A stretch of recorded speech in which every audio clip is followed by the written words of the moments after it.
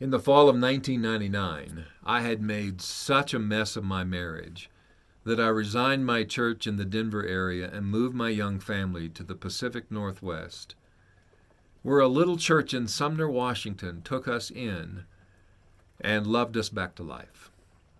Lynette and I, neither one had jobs, and so they allowed us to live in the parsonage next door to the church rent free. And they gave me my first post ministry job.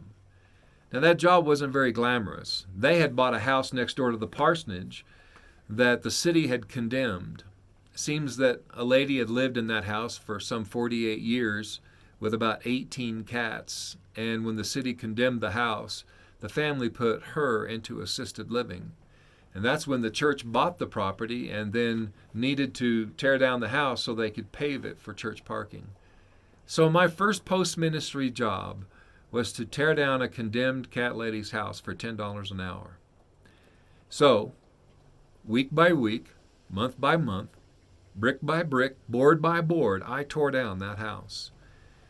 And on more than one occasion, it occurred to me that what I was doing to that house, I had also done to my life. My life felt condemned. My life felt abandoned. And here I am living and working in the midst of a metaphor of my life. But God used that experience to really speak to my soul.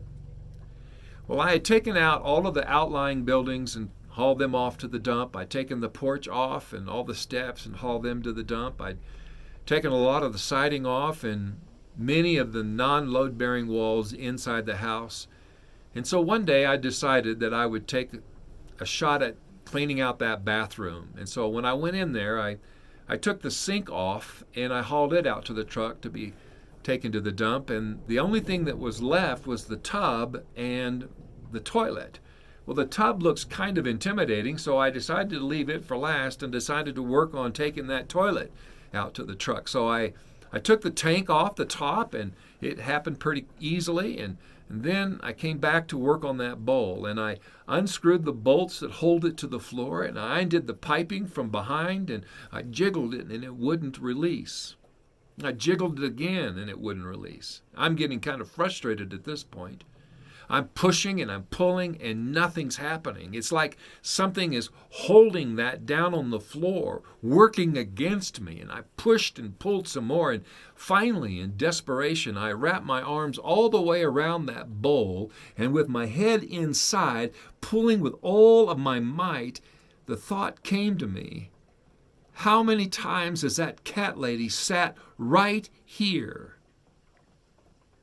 And in disgust, I let go and I leaned back against that tub, and tears began to flow down my face. And I cried out, "Dear God, how did I get here?"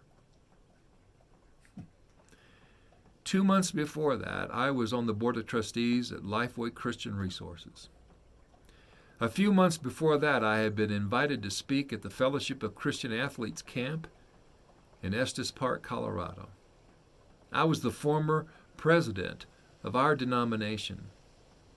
I'd spent a lifetime building a resume, a reputation, and a career. And success was very important to me. And now I'm sitting on the floor of a condemned cat lady's house, and I can't get the toilet to release from the floor. And I remember crying out, "Dear God, what is happening?"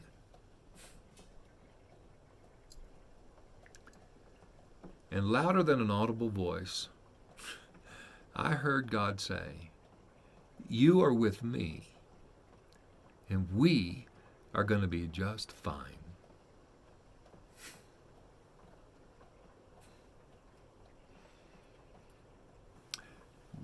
Tears are flowing again, but these are tears of joy now.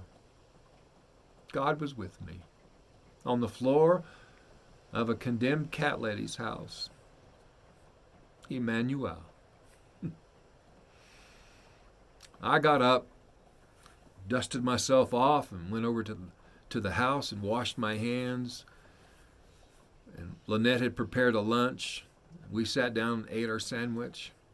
When I was finished, I gave her a peck on the cheek, and then I went back over to that house and I took a sledgehammer to that toilet, and it felt so good.